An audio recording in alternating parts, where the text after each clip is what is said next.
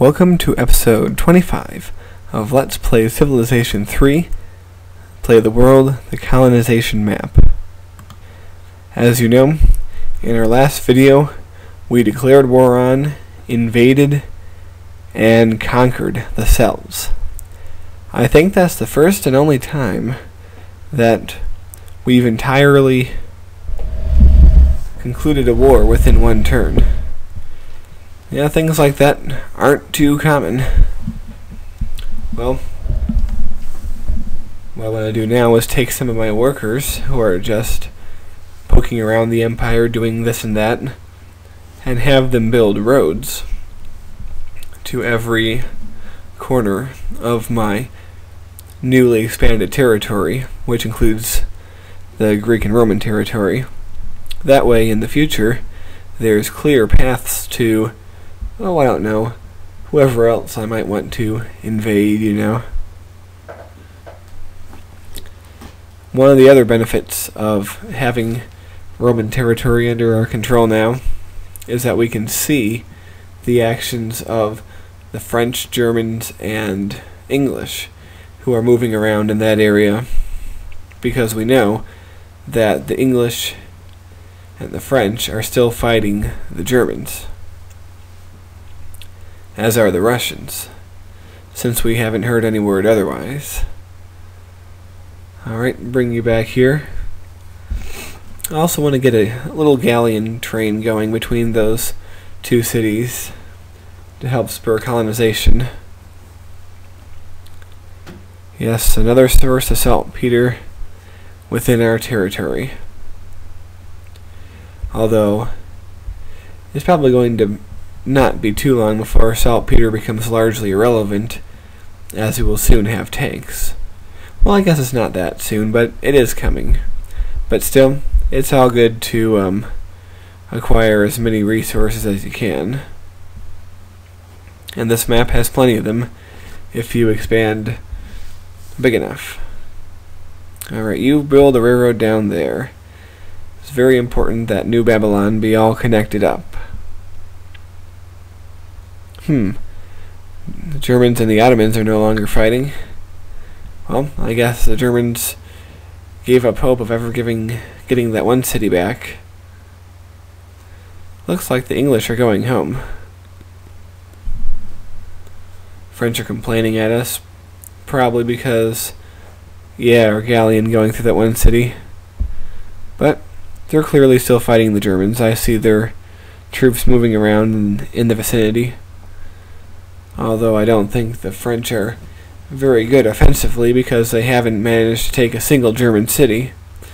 I've seen they've torn up a lot of roads in Western Germany, but that's just about all they've managed to do as far as I can tell. Alright, the Chinese with their galleons. I've always been curious why the Chinese are so strong in this game. I'll have to consult the civilization editor. It probably has to do with what kind of units and structures they build often or never. I bet if you used China as an example and set the other nations to similar parameters, you could have a much more interesting game with a lot of tougher adversaries. Because it seems like no matter when or how I play the game, the Romans never turn out that strong, and a few other nations never turn out that strong. But the Germans are always pretty tough, and the Chinese are pretty tough, and a few others are pretty tough as well. So I think that's the deciding difference, is that civilization screen in the editor where it says what they build often and never. That might be worth another video sometime in the future. But I'm getting a little bit off the action that's going on. What we're doing now is, since all the space on New Babylon is taken up, or rather it will be once the final settlers have moved into place, the main goal for any settlement activities will be the large continent. And I still haven't decided on a name for it yet. So, but I will within the next, little bit. So, this is pretty much your last chance to leave suggestions for the new continent. Anyway, I want to have 2 cavalry in every border city until I can get some riflemen out there. That way they'll have defensive and offensive capability just in case anything happens. And they should be able to hold themselves off on small to medium-sized attacks until reserve forces can be made available. Yeah, the Germans tried to sneak attack us back in video 10, and they're still paying dearly for it. A lot of Chinese guys around Delphi, but they don't seem to be doing anything, so I guess I'm not too worried. Alright. Well, trying to decide what to build here in Corinth. Another worker, I think, to build roads in the Roman areas. Okay. And now we're starting to get our first cities that are bigger than 12. I think 13 or 14 citizens is the equivalent of 1 million people or so. There's a formula for how many citizens equals how many people. I don't remember what it is, but I'll try to find it. But anyway, load these guys onto the boat. Yeah, I want to have a little bit of a chain between Zamua and Elba, or however they're pronounced, because they're the closest cities between New Babylon and the Big Continent, and that will help us to build these new cities. Hopefully I'll have some roads from Elba so that we can have more speedy transport of settlers and such, so those Chinese don't grab lands before us. Or anyone else, but the Chinese are our main concern right now. Alright. After this guy, I think I'm going to give Eridu a little break from the settlement chain. It's interesting, this little island city has produced more settlers than just about anyone else.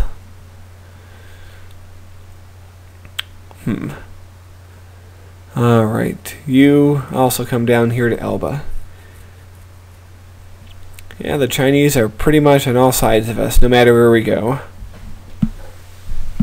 But, hey, there's a lot of Chinese, both in the real world and this game. And get rid of that barbarian, pretty simple.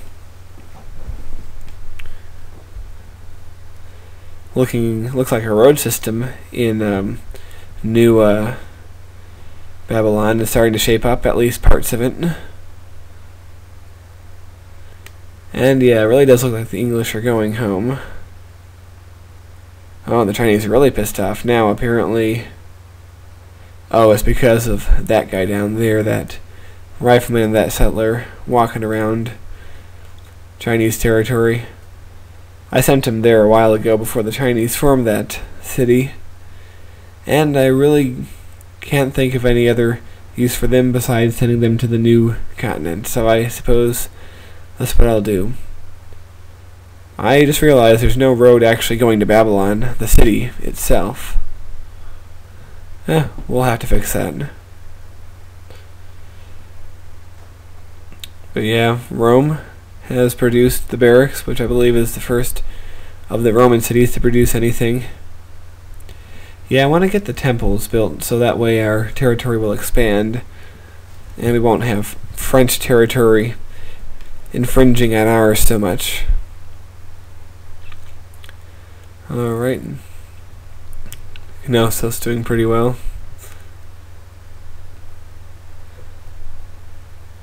Yeah, things are looking up for us.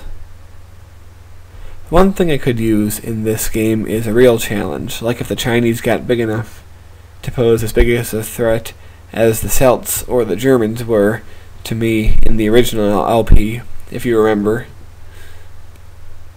Well, looks like the Koreans have formed another colony over here, and the Russians have formed a few more colonies up here in that frozen northern area. And the Germans still haven't lost any more cities. Well, that's the end of this episode. I'll see you all next time. So long.